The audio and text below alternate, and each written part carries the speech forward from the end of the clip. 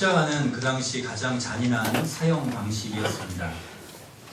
로마인들에게는 해당이 안 됐고, 그 노예나 강도나 그리고 그 반역자에게 이 십자가형이 가해졌습니다.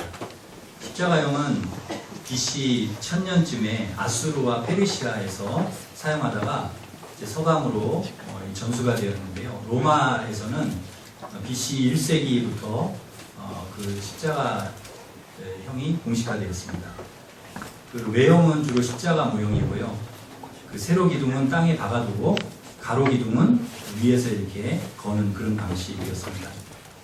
그 사형수들은 그 사형을 받기 위해서는 그 십자가를 메고 그 십자가 가로 기둥을 메고 형장까지 가서 십자가의 못이 박혔습니다. 십자가형을 받게 되면 사람들이 다 볼 수 있게 공개해서 이렇게 처형을 했는데요. 그 십자가형이 언도가 되면 사형수는 곧바로 밖으로 끌려가서 옷이 벗겨지고요. 채찍에 매질을 당합니다.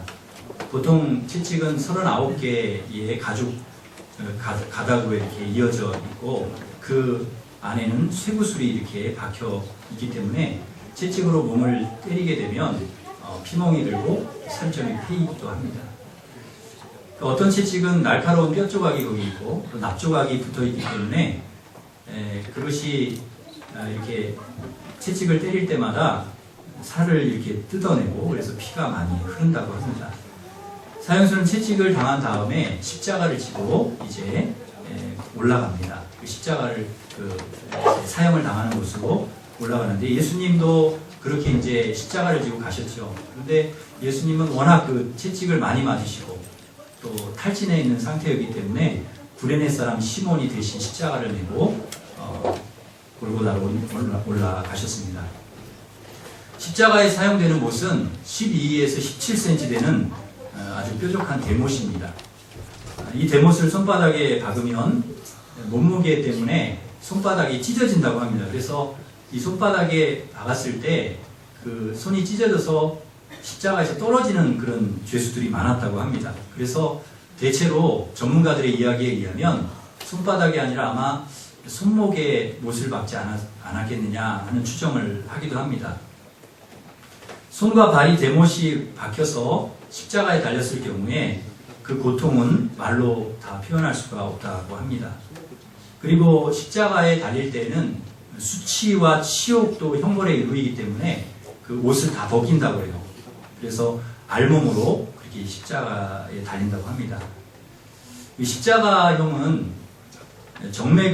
주요 정맥을 관통하지 않기 때문에 사람이 바로 죽지는 않는다고 합니다. 출혈도 어느 정도 일어나다가 이게 피가 이게 붓는다고 해요. 그래서 대체로 십자가형은 어떻게 죽는가 하면 탈진, 그 심장마비, 그 다음에 십자가에서 그 십자가에 못이 박히면서 오는 그 고통 때문에 쇼크사를 한다는 거예요. 쇼크로 죽는다. 그러니까 채찍질부터 시작되는 십자가형은 출혈과 탈수 증세를 동반해서 탈진으로 이어지다가 결국 사망을 한다는 것입니다. 또 이제 어떤 경우에는 질식사하는 경우도 있는데요. 십자가에 달리면 이게 몸이 쭉 이렇게 십자가에 달리면 몸이 쭉 늘어지기 때문에 폐와 심장이 막 이렇게 눌리게 된답니다. 강하게 눌려서 그래서 근육 경련이 일어나게 되고 결국 숨을 못 쉬고 죽음에 이른다는 것입니다. 고대 이제 기록에 의하면 옛날에 그 십자가형을 당한 사람들 그 고대 기록에 의하면은 일주일 정도를 버틴 사형수도 있다고 합니다. 십자가에 달려서. 그러니까 이 십자가형은요 빨리 죽는 게 하는 사형 틀이 아니라 천천히 고통스럽게 오래 고통을 느끼다가 죽게 하는 그런 이제 사형 틀이었죠. 그럼에도 불구하고 예수님은 빨리 돌아가셨습니다. 아침 9시에 십자가에 달리셨는데 오후 3시에 이제 운명을 하셨으니까요. 6시간 만에 돌아가셨습니다. 왜 그렇게 예수님은 빨리 돌아가셨는가? 채찍질로 인해서 출혈이 일단 심했고요. 몸 상태가 매우 안 좋았다는 것이죠. 겟세마네 동산에서 밤새도록 기도를 하셨기 때문에 그래서 지치고 힘든 상태였다는 거예요. 그 대제사장, 또 빌라도, 그 다음에 헤롯, 이게 끝날 때가 돼서 울리는데 예. 채찍질. 예.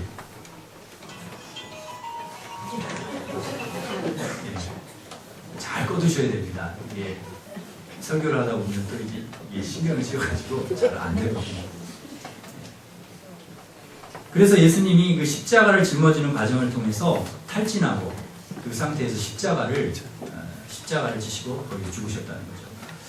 그 요한복음에만 등장하는 피와 물에 대한 설명도 다양한 이제 해석을 합니다. 피는 심장에서 나왔고 물은 심낭에서 나왔다 하는 견해를 비롯해서 심각한 폐색 흉부 외상을 입은 죄수는 갈비뼈와 폐 사이에 2리터가량의 출혈성 유체가 나타나는데 이 때문에 붉은 혈액과 혈청 두층으로 분리됐다. 그래서 예수님께서 물과 피를 쏟으셨다 하는 게 의학적으로 그게 가능하다는 얘기입니다. 물과 피를 쏟으셨다는 게요. 서울대 의대 이황재 해부학 교수에 의하면 인간의 몸은 5리터 정도의 혈액을 담고 있습니다. 우리가 5리터를 담고 있는데요. 여기에서 2리터를 출혈하게 되면 쇼크가 오고 3리터 이상이 될 때는 심장에 혈액이 부족해져서 저혈압과 뇌사 상태에 빠지게 된다는 것입니다. 이후에 호흡곤란이 지속되다가 심장이 멈추면서 사망을 하는 것이죠. 이 교수의 말에 의하면 피를 흘리면 혈압이 떨어져서 의식을 잃게 되는데 보통 수축기 혈압이 60 이하가 되면 뇌까지 혈액이 도달이 되지 못해서 10분에서 15분을 넘지 못하고 뇌사 상태에 이르고 30분을 못 넘기고 심장 박동이 정지가 되고 사망에 이른다고 합니다. 그는 또 이야기를 하기를요. 창으로 찔린 옆구리가 오른쪽일 것이다 이렇게 예상을 하는데요. 그러니까 오른쪽에 왜 오른쪽이냐? 예수님이 창으로 분명히 찔렀는데 창에서 막 물과 피가 쏟아졌다고 이렇게 나오지 않습니까? 근데 왜 오른쪽이냐 하면 오른쪽에 혈관 덩어리인 간이 있고요. 좀 더 깊숙이 창이 들어갔을 경우에 척추 쪽에 연결되는 대정맥과 만나서 많은 피가 쏟아져 나올 수 있기 때문이라고 그렇게 해석을 합니다. 그래서 예수님은 창으로 찔림으로 말미암아 간 손상과 대정맥 파열로 피가 쏟아져 나왔을 것으로 그렇게 이제 추정을 합니다. 예수님께서 왜 이토록 고통스럽고 잔인한 그런 사형틀인 십자가에서 그렇게 돌아가셨을까요? 이게 중요한 것이죠. 이사야 53장 5절 6절은 이렇게 이야기를 합니다. 그가 찔림은 우리의 허물 때문이요 그가 상함은 우리의 죄악 때문이라. 그가 징계를 받음으로 우리가 평화를 누리고 그가 채찍에 맞음으로 우리가 나음을 받았도다. 우리는 다 양 같아서 그릇 행하여 각기 제 길로 갔거늘 여호와께서는 우리 모두의 죄악을 그에게 담당시키셨도다. 그러니까 우리의 모든 죄악을 주님이 짊어지시고 우리의 허물, 우리의 죄악, 우리를 치료하시기 위해서 우리 나음을 우리가 주님이 그렇게 징계를 받고 채찍에 맞음으로 우리를 낫게 하시려고 우리 죄악을 용서해 주시려고 그런 고난을 당하셨다는 거죠. 예수님께서 겟세마네 동산에서 기도하시고 이렇게 내려오셨는데요. 내려오실 때부터 이미 겟세마네 동산에서 이 십자가 지는 게 하나님의 뜻이라는 것을 주님이 아셨습니다. 그래서 마지막 기도를 그렇게 하시죠. 나의 원대로 마옵시고 아버지의 원대로 되기를 원하나이다. 그러니까 아버지의 뜻을 아셨다는 거죠.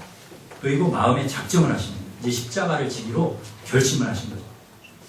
그때부터 침묵하기를 시작하셨습니다. 가룟 유다가 무리들과 함께 와가지고 잡으러 왔을 때도 예수님께서 저항을 하거나 대항을 하지 않고 순순히 잡히셨죠. 가룟 유다가 입맞출 때에 얘가 나를 팔기 위해서 입맞춘다는 것을 아셨지만은 너희 배신자야, 이 나쁜 놈아 그러지 않고요. 순순히 입을 맞춰주셨다는 거죠. 무리가 예수님 잡으려고 할 때 베드로가 칼을 빼가지고 말고의 귀를 딱 자르지 않습니까? 피가 막 흐르고 그럴 때 베드로를 제지시키시고 칼을 칼집에 꽂아라. 그리고 말고의 귀를 치료해 주셨습니다. 가야바에 끌려갔을 때도 대제사장 가야바에게 끌려갔어도 침문을 받을 때 예수님 침묵하셨고요. 그리고 얼굴에 침 뱉음을 받고 주먹으로 치고 손바닥으로 때려도 저항하지 않으셨고 다 당하셨습니다. 빌라도에게 끌려갔을 때 헤롯 앞에 끌려갔을 때도 아무 말도 안 하셨습니다. 심지어 군병들이 채찍질하고 자색옷 입히고 가시관 씌우고 조롱하고 갈대로 머리를 때리면서 조롱을 하고 침뱉고 그래도 아무 저항을 주님이 하지 않으셨습니다. 십자가 지고 비아 돌로로사 골고다 언덕길 오르실 때에 마치 도수장으로 끌려가는 어린 양과 털 깎는 자 앞에서 잠잠한 양같이 그의 입을 열지 않으셨습니다. 그리고 바로 그 골고다 언덕에서 주님이 십자가에 못 박혀 죽으셨습니다. 계속 침묵하셨다는 거죠. 근데 침묵하시던 예수님이 드디어 십자가에서 7마디를 하셨어요. 그러니까 계속 침묵으로 일관하시던 분이 십자가에 못 박히시고 운명하시기 전에 7마디를 하셨습니다. 아버지여 저들을 사하여 주옵소서 자기들이 하는 것을 알지 못합니다. 내가 진실로 내게 이르노니 오늘 내가 나와 함께 낙원에 있으리라. 여자여 보소서 아들이니이다 보라 내 어머니라. 엘리 엘리 라마 사박다니 나의 하나님 어찌하여 나를 버리셨나이까. 내가 목마르다 다 이루었다. 아버지 내 영혼을 아버지 손에 부탁하나이다. 그리고 운명하셨습니다. 돌아가셨습니다. 참 재미있는 것은 예수님도 침묵을 하셨는데 하나님도 침묵을 하셨다는 것입니다. 하나님의 아들 독생자 예수 그리스도가 가장 고통스럽게 십자가에 달려 돌아가실 때 왜 하나님이 왜 침묵하셨을까? 성소 오늘 본문에 보면 성소 휘장이 위로부터 아래까지 찢어져 둘이 되고 땅이 진동하고 바위가 터지고 무덤이 막 열리고요. 죽은 자들이 일어났다 하는 사건이 나오는데 이것은 예수님이 십자가에 달려서 죽으신 후에 일어난 일입니다. 죽으신 이후에 일어난 일이라는 거죠. 예수님이 십자가에 달려 죽으실 때까지는 하나님이 계속해서 침묵하셨다는 거예요. 갈멜산에 불을 내리셨던 하나님, 여리고를 무너뜨리고 홍해를 가르시고 골리앗을 쓰러뜨리셨던 천지 만물을 창조하시고 무소부재하신 전능하신 하나님이 왜 독생자 예수 그리스도가 십자가에 달려 죽는 그 순간에 침묵하셨는가?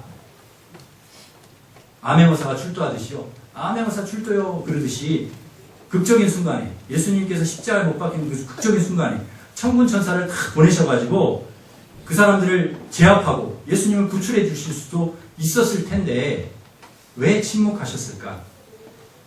왜 그랬을까요? 그 십자가는 하나님의 뜻이기 때문에 그렇습니다. 하나님의 계획이기 때문입니다.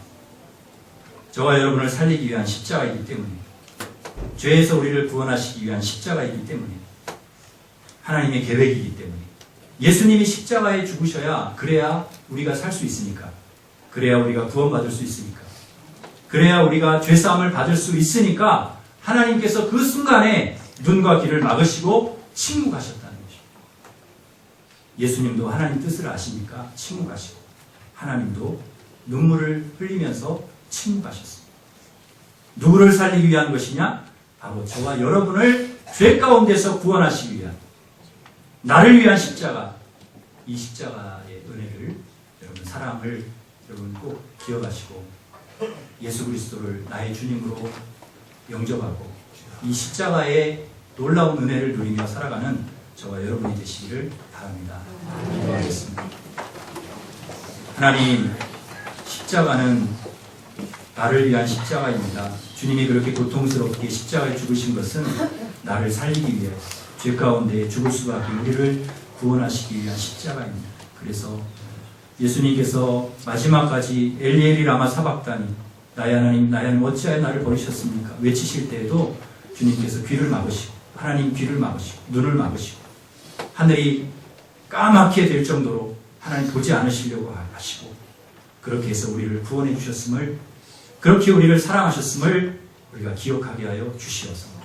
십자가를 바라볼 때마다 하나님의 그 크신 사랑 예수 그리스도의 은혜를 잊지 않고 살아가는 저희들이 되게 하여 주시옵소서. 예수님의 이름으로 기도하옵나이다. 아멘. 성찬식을 거행하겠습니다. 227장 1절만 볼 때에 성찬위원들 앞으로 나오시고 227장 1절입니다.